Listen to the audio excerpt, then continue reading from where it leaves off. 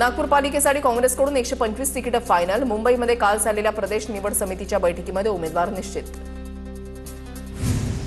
नागपूरमध्ये चंद्रपूरमधील भाजपच्या अंतर्गत बाबींवर चर्चा। बैठकीला मुनगंटीवार, हंसराज अहिर, किशोर जोरगेवार उपस्थित। बैठकीमध्ये खडाजंगी झाल्याची सूत्रांची माहिती। पक्ष सोडणाऱ्या नगरसेवकांच्या प्रभागामध्ये आम्ही ताकदीने लढणार असून पक्ष बदलू आणि गद्दारांसाठी आम्ही समर्थ राहू। सांगलीमधल्या मेळाव्यात पवारांच्या राष्ट्रवादीचे नेते जयंत पाटलांचा इशारा। नाशिकमधील ठाकरेंच्या शिवसेनेच्या कार्यालयामध्ये मवियाची बैठक संपन्न। नाशिकमध्ये महायुतीच्या विरोधात मविया, मनसे आणि कम्युनिस्ट पक्ष एकत्र लढणार असून आज जागा वाटपाचं चित्र स्पष्ट होणार असल्याची माहिती। थोडा गैरसमज झालाय, देवी आणि फरांदेंचा राग मावळेल, अजून तिकीट वाटपाची प्रक्रिया बाकी।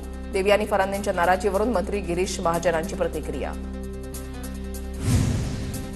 कुंभमेळ्याचे कंत्राट देऊन पक्षप्रवेश दिला जातोय। नाशिकमधील भाजपा पक्षप्रवेशावरून हर्षवर्धन सपकाळांची महाजनांवर टीका।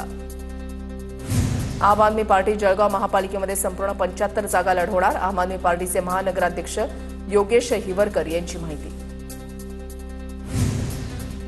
अलिबागच्या नवनिर्वाचित शेकापच्या नगराध्यक्ष अक्षया नाईक यांनी महायुतीचे नेते महेंद्र दळवी यांची घेतली भेट। पदभार स्वीकारल्यानंतर त्यांनी सदिच्छा भेट घेतली।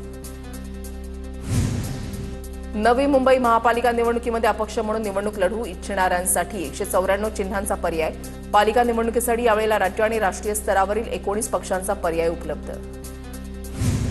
धुळे मनपा निवडणुकीच्या पार्श्वभूमीवर भाजपच्या कोर कमिटीची बैठक। उमेदवारीबाबत मुंबईमध्ये बैठक होणार। मंत्री जयकुमार रावल यांची माहिती।